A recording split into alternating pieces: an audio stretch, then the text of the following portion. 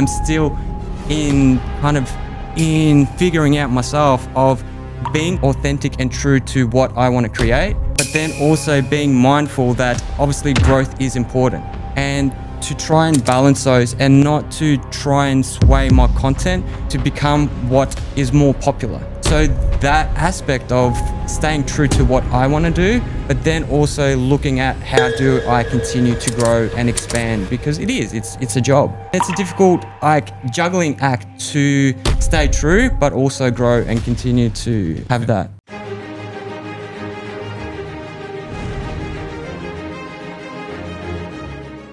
Hi, on today's profile series, we are delighted to have the new friend from Australia, and he just, liquidated or sold everything that he owns in his native country to start his own life at Kuala Lumpur just about 5 months ago.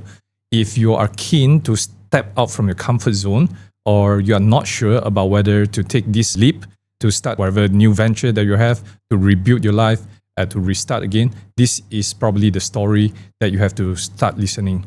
And just keep following on our profile series. And thank you so much for tuning in. And welcome, Roman.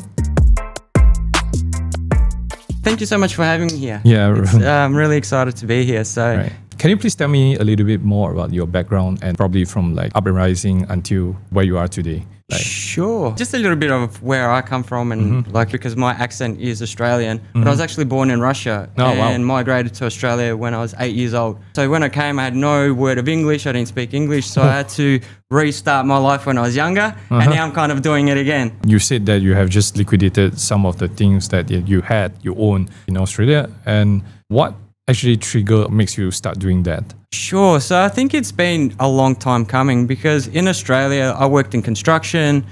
I did all of that for a very long time since I was young, but I never wanted to do that for the rest of my life, but I just didn't know what else to do. And along the way, I was doing a lot of personal development when I was younger. I think I started personal development when I was 21. And then I always enjoyed it. I always tried little business ventures. And also when I was younger, I always wanted to travel. That's something that always interested me, that excited me. But I'm 39 years old now, so I thought I missed that boat. And then there was this tiny little slither of window of opportunity to feel like I could go and travel. And then I kind of started to do a little bit of research of where else I could go that has less cost of living, because that was the initial where I started to think I need to do something else, because I didn't want to be in construction, because I didn't set myself up when I was younger.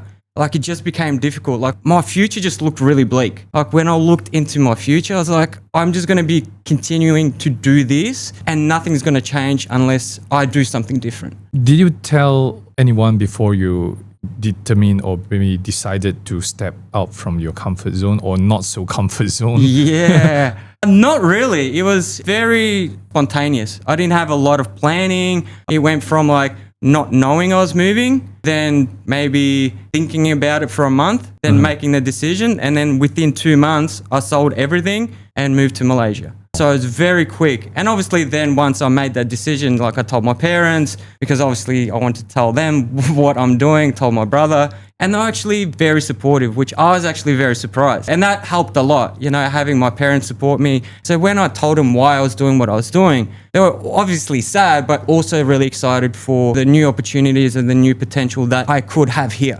How has that changed across the 5 months that you residing in Kuala Lumpur? And since the point where you leave Australia, have they been more positive, or have they been wanting you to go back to see them? It's a great question. And for me, I think what has helped over the years, because I think a lot of listeners in Malaysia and things like that, we're very tight-knit, and I come from Europe, so we're all very tight-knit families. So over the years, my parents have learnt to slowly let me go, because they obviously always wanted for me to stay home and do all those things. But over the years, they kind of started to learn. So when it got to this point, I think they were ready. They were more easy to let me go. And then since moving here, I think they've become, obviously they miss me and want me to be home, but at the same time they see what I'm doing here, because they watch all my YouTubes. I've done a lot of things back in Australia, and my dad was always the opposite. I was why are you doing all this? Do something else. Why do you keep trying to focus on this content or, helping people?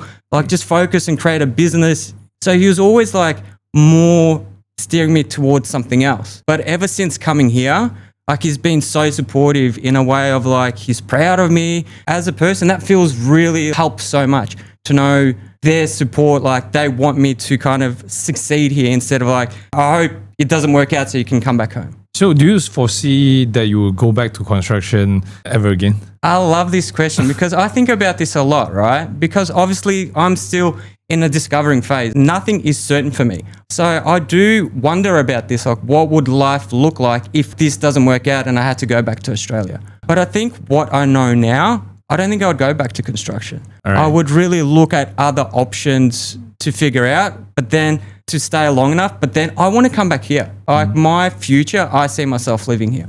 Really? I really do. And for me, that was instant. It was very, very quickly where I realized for me, this feels more like home than when I lived in Australia. And it really showed up. I went to Thailand for a visa run and I was there for 4 days. And in that 4 days, I miss Malaysia more than I lived for 3 months. Oh my God. It's wild. Like for me, it's a surprise in itself that I feel so at home here.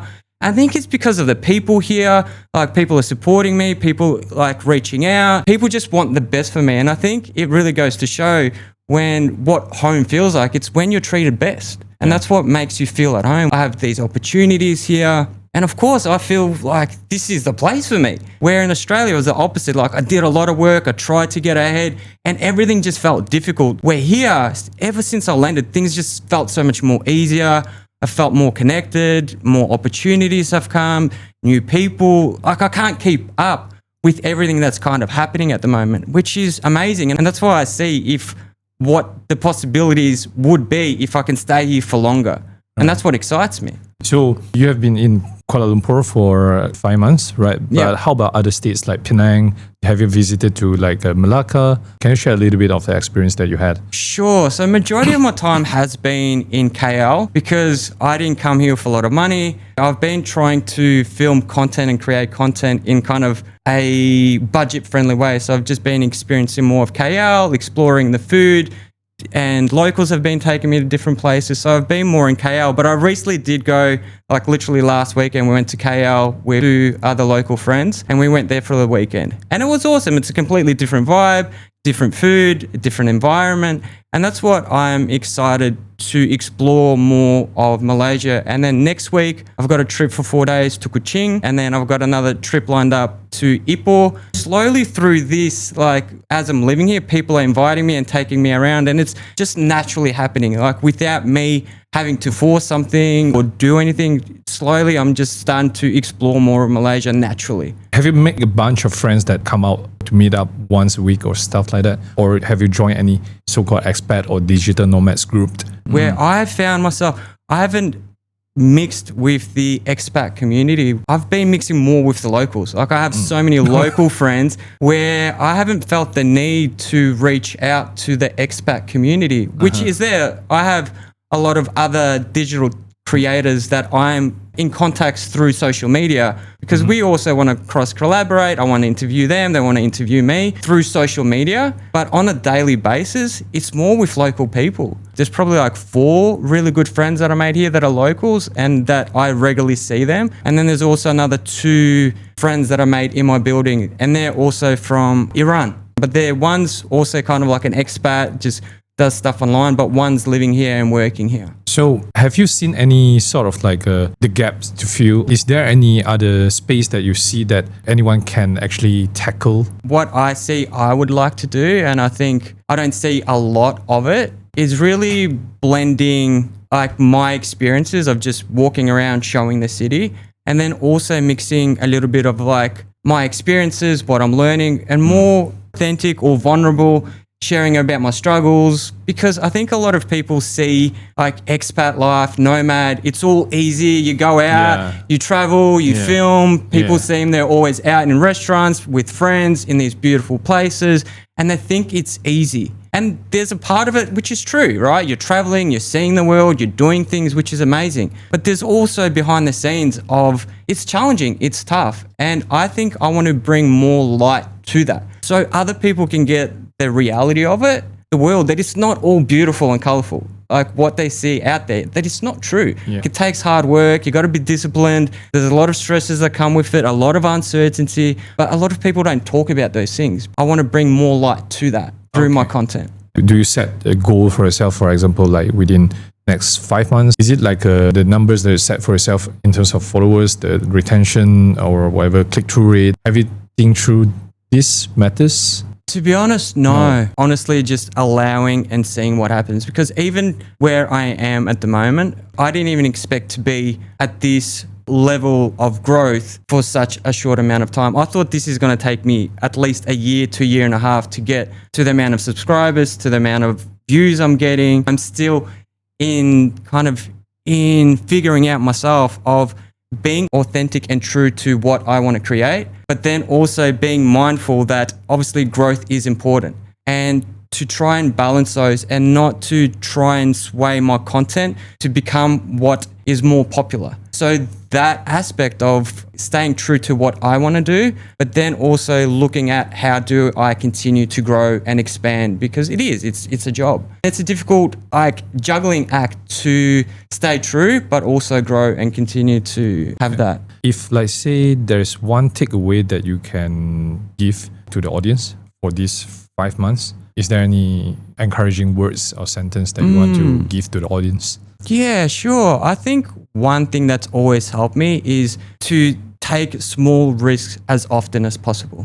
Because when you take those small risks, manageable risks often, like the bigger risks become easier. But because I consistently take small risk and failed and learned and failed and learned, things didn't work out, some things worked out. Over the years, I've become more resilient in being okay if it doesn't work out. Like if this doesn't work out, I know within myself, I'll be okay. It'll be tough, it'll be hard, but I'll get through it. It's because I've done a lot of risks and managed and learned and grown. So it's much easier to then do other things. And it's in anything, like you have to take risks to be able to ask for a pay rise. Like those risks, those actions is what creates a stronger version of you. Right. So in preparation for failure, it's very important to reach the peak. Would you be choosing construction industry? Of course, I'd do things differently. I wouldn't choose to do construction. It's very hard. Physically, it's exhausting. It's stressful running your own business.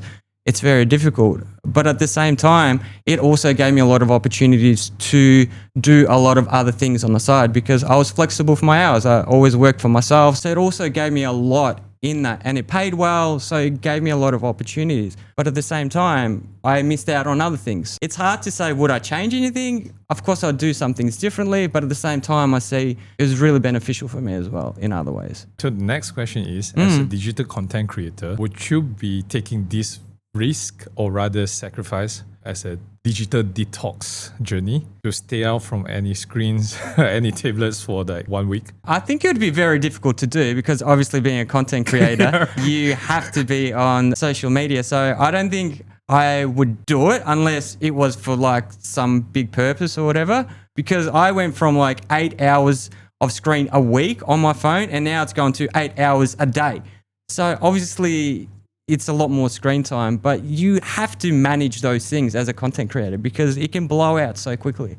Honestly, I think if I set myself up with like just having videos ready, and for me, like the smaller content would be fine. I have no issues with having no screens technology because like I said, before coming to Malaysia, I didn't even have social media. I was off all social media because it gave me time. Like I mentally feel better. I feel clearer.